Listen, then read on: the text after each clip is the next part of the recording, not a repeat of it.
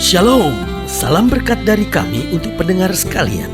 Saat ini pendengar akan diberkati dengan program Hari Ini Harinya Tuhan bagian yang ke-8.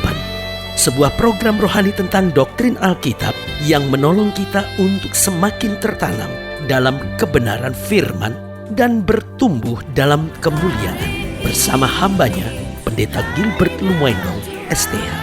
Banyak orang merasa doktrin Alkitab sebagai sesuatu yang membingungkan. Tetapi tahukah saudara bahwa doktrin Alkitab intinya adalah memahami Alkitab dengan benar, dengan pemahaman yang sistematis, sehingga kita terus dapat tertanam di dalam kebenaran firman, sehingga kita terus bertumbuh di dalam kemuliaan Allah. Buka hati saudara sekalian untuk menerima berkat-berkat firman-Nya hari ini.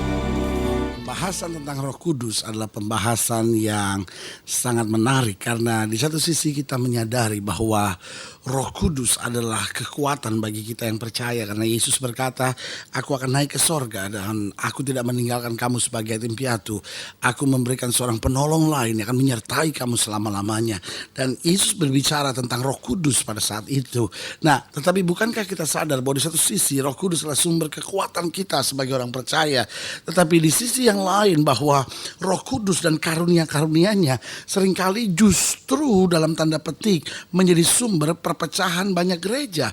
Banyak gereja justru pecah kalau kita selidiki, kita telusuri alasannya karena masing-masing menafsirkan Roh Kudus, menafsirkan karunia-karunia Roh Kudus, memiliki pemahaman tentang Roh Kudus yang berbeda. Nah, ini sebuah ironi sekali bahwa di satu sisi itu sumber kekuatan kita, tetapi di sisi yang lain itu menjadi alat yang dipakai untuk banyak perpecahan.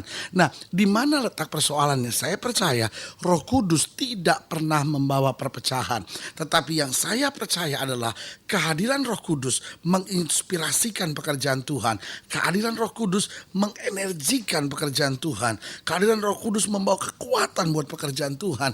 Sehingga apa yang terjadi? Setan mulai masuk dalam pikiran manusia. Setan mulai masuk ke dalam setiap hati ketika Roh Kudus mulai dibiarkan bekerja. Kenapa? Karena setan gentar sekali dengan pelayanan-pelayanan yang dipenuhi dengan Roh Kudus. Karena kalau kita memahami Roh Kudus dengan benar, saudaraku yang kasih dalam Tuhan, kita akan punya kekuatan untuk menghancurkan setiap pekerjaan iblis. Karena kita berkata, roh yang ada di dalam kita lebih besar dari roh yang ada dalam dunia ini. Haleluya. Saudaraku yang kasih dalam Tuhan, selamat datang dalam program kita Hari Ini Harinya Tuhan, sebuah program rohani yang membawa kita dalam pemahaman yang benar tentang firman Allah, membuat kita menjadikan firman Allah sebagai dasar keseharian hidup kita, mempraktekannya dalam kehidupan kita sehari-hari, karena kita tahu hanya orang-orang yang berjalan seturut firman Tuhan yang akan melihat kemenangan demi kemenangan dalam hidupnya. Haleluya. Dan dalam program ini kita sedang bicara tentang menerima Roh Kudus. Nah, saudaraku yang kasih dalam Tuhan, ini pembahasan yang menarik karena ada gereja-gereja tertentu yang menekankan sekali bahwa kita harus menerima Roh Kudus. Sebab kalau kita tidak menerima Roh Kudus, maka kekristenan kita adalah kekristenan yang daging. Sementara ada gereja-gereja tertentu yang berkata bahwa loh, kalau kita sudah dibaptis, otomatis Roh Kudus hadir dalam diri kita. Lalu gereja-gereja yang lain bilang gak bisa begitu. Bisa saja dibaptis, karena Alkitab jelas bilang, aku membaptis kamu dengan air, kata Yohanes, tapi Dia membaptis kamu dengan Roh Kudus. Jadi saudaraku yang kasih dalam Tuhan, terjadi pertentangan di sini. Sebagian orang berkata bahwa loh, ini dua hal yang berbeda, karena baptisan air itu dikerjakan oleh Yohanes Pembaptis, berarti oleh hamba-hamba Tuhan zaman sekarang. Tetapi baptisan Roh Kudus dikerjakan oleh Yesus langsung. Ini dua peristiwa yang berbeda. Tapi gereja-gereja yang lain mulai berpandangan bahwa gak bisa gitu, bahwa itu bersama-sama, bahwa ketika seorang dibaptis air, maka Roh Kudus ada di sana. Nah, saudaraku yang kasih dalam Tuhan, lepas dari perdebatan apapun, tapi sebenarnya kita harus menyetujui bahwa kita harus menerima Roh Kudus dalam hidup kita.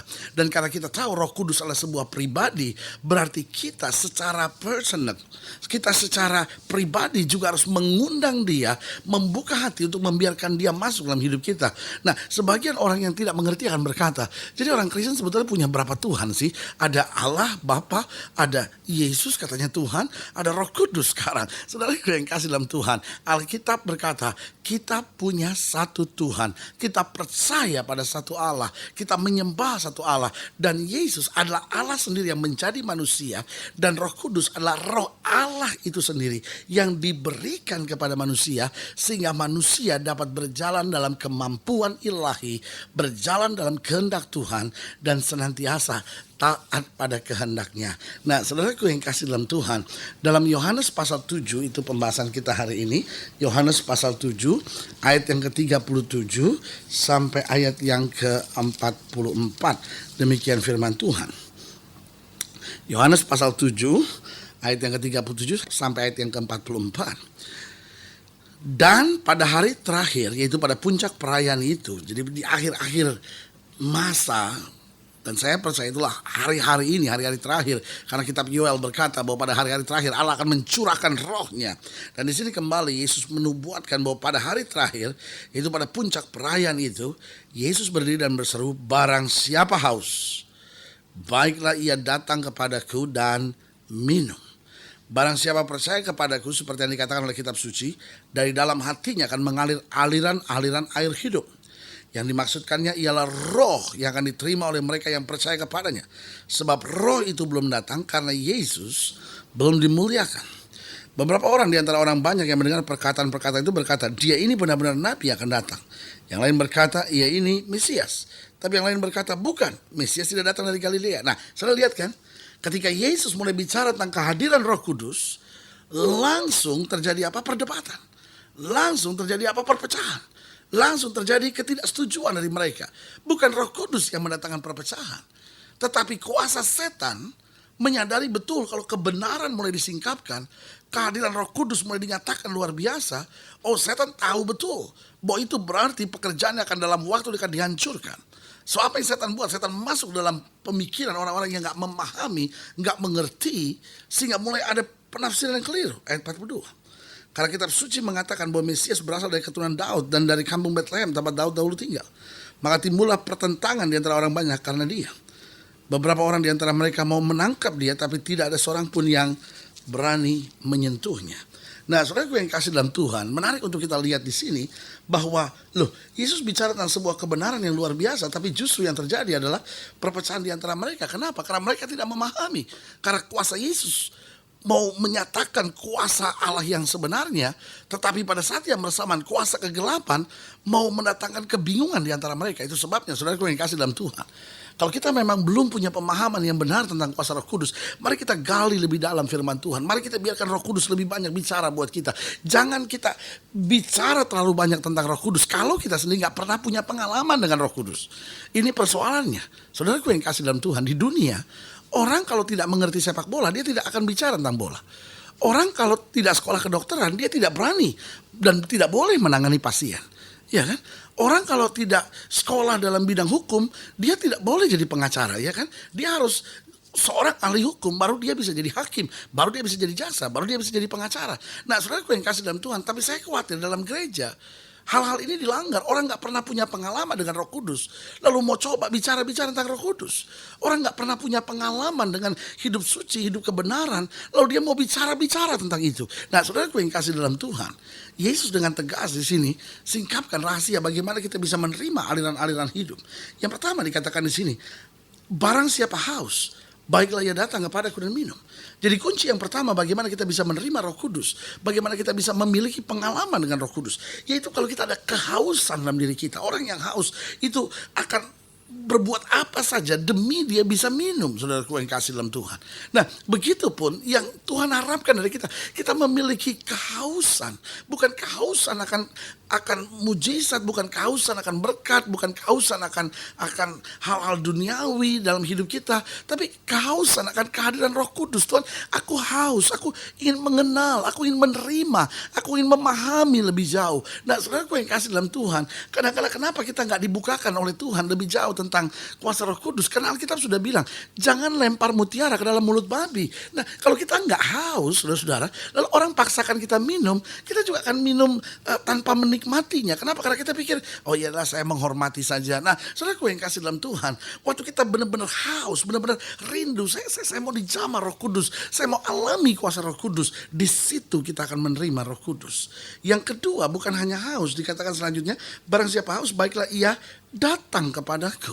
Berarti kalau kita udah mulai haus, lalu betul-betul datang pada Yesus. Bukan cuma datang pada pendeta, bukan cuma ingin didoain, tapi betul-betul datang pada Yesus. Yesus, penuhi saya dengan Roh Kudus. Yesus, bawa saya pada pengalaman dengan Roh Kudus. Yesus, saya ingin hidup berjalan bersama Roh Kudus, biar Roh Kudus masuk dalam hidup saya. Jadi yang pertama adalah adanya kehausan.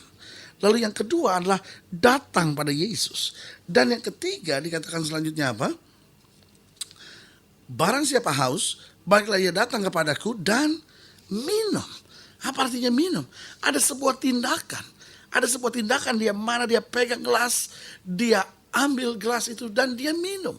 Nah saudaraku yang kasih dalam Tuhan, orang tidak bisa minum kalau dia tidak yakin bahwa air di dalam gelas itu adalah air yang bersih. Kalau dia berpikir, jangan-jangan ada orang yang meracuni. Jangan-jangan ada orang yang taruh apa-apa di air saya tidak mau minum. Nah, saudaraku yang kasih dalam Tuhan, begitu pun ini. Waktu kita sudah haus mengharapkan kuasa Roh Kudus, kita datang pada Yesus, maka perlu ada tindakan iman untuk kita berkata, saya percaya kuasa Roh Kudus akan mengalir dalam hidup saya. Saya percaya Yesus akan memenuhi saya dengan Roh Kudusnya. Lalu dengan iman mulai melangkah, mulai percaya akan kuasa kehadiran Roh Kudus. Dan kita mulai memberi kesempatan kepada dia untuk mengatur hidup kita. Dan waktu kita memberi kesempatan pada Roh Kudus untuk mengatur hidup kita, maka saudaraku yang kasih dalam Tuhan, hal-hal yang luar biasa akan mulai terjadi dalam hidup kita. Dan selanjutnya dikatakan apa? Barang siapa percaya kepadaku, seperti yang dikatakan oleh kitab suci, dari dalam hatinya akan mengalir aliran-aliran hidup. Jadi barang siapa haus, itu yang pertama. Yang kedua datang pada Yesus. Lalu yang ketiga minum. Dan yang keempat percaya. Ya kan? Apa artinya percaya? Alkitab bilang iman tanpa perbuatan pada hakikatnya mati. Jadi waktu kita mulai percaya, apa yang terjadi? Kita nggak bisa lagi sekarang jalan dengan kekuatan kita. Berarti setiap langkah hidup kita mulai berdialog, kita mulai berdoa, kita mulai talk and walk with the Holy Spirit. Kita setiap langkah kita sebelum keputusan kita ambil, kita mulai bilang Roh Kudus, beritahu buat saya langkah apa yang harus saya ambil. Karena Roh Kudus adalah pribadi yang nyata yang sekarang tinggal dalam hidup kita. Karena kita berkata, barang siapa percaya kepadaku, dari dalam hatinya, haleluya, akan mengalir aliran-aliran air hidup. Yang dimaksudkannya ialah roh yang akan diterima oleh mereka yang percaya kepadanya. Saudaraku yang kasih dalam Tuhan, orang-orang yang percaya berjalan dengan kuasa Roh Kudus adalah orang-orang percaya yang berjalan dalam kemenangan. Haleluya. Saudara ingin dilayani lebih jauh, hubungi kami melalui telepon, hubungi kami melalui surat, kunjungi website kami. Karena kami ada untuk membawa Bapak Ibu Saudara senantiasa lebih dekat pada Tuhan, mengalami kasih kuasa mujizat yang luar biasa. Haleluya. Melalui program ini juga saya mau berdoa untuk setiap saudara yang sakit, setiap saudara yang berbeban berat, setiap saudara yang rindu dipenuhi dengan Roh Kudus, ingin berjalan dalam kuasa Roh Kudus dalam hidup saudara. Saudara boleh taruh tangan kanan saudara di dada dan kita doa. Bapa, dalam nama Yesus, hamba berdoa buat yang sakit, hamba doa buat yang berbeban berat, hamba doa buat mereka yang menghadapi goncangan rumah tangga, hamba berdoa buat orang-orang muda yang sedang menghadapi goncangan. Hamba juga berdoa untuk setiap mereka yang rindu dipenuhi Roh Kudus, agar memiliki pengalaman-pengalaman indah bersama dengan Roh Kudus. Lihat mereka yang taruh tangan kanan di dada, hamba doa di dalam nama Yesus, Tuhan jamah, Tuhan pulihkan, Tuhan kerjakan mujizat, Tuhan penuhkan mereka dengan Roh Kudus, sehingga kami boleh melihat kemenangan yang luar biasa dari Tuhan. Di dalam nama Yesus kami berdoa, haleluya, amin. Saudaraku yang dikasihi dalam Tuhan, kita sudah berdoa. Imani apa yang Tuhan janjikan, karena Tuhan tidak pernah lalai menepati janjinya. Doa saya menyertai saudara sampai berjumpa pada program berikut. Tetap bersemangat, bersuka cita menghadapi segala perkara, karena kita mengerti bersama Yesus kita cakap menanggung segala perkara. Dan jangan lupa, jadikan hari ini harinya Tuhan. Haleluya.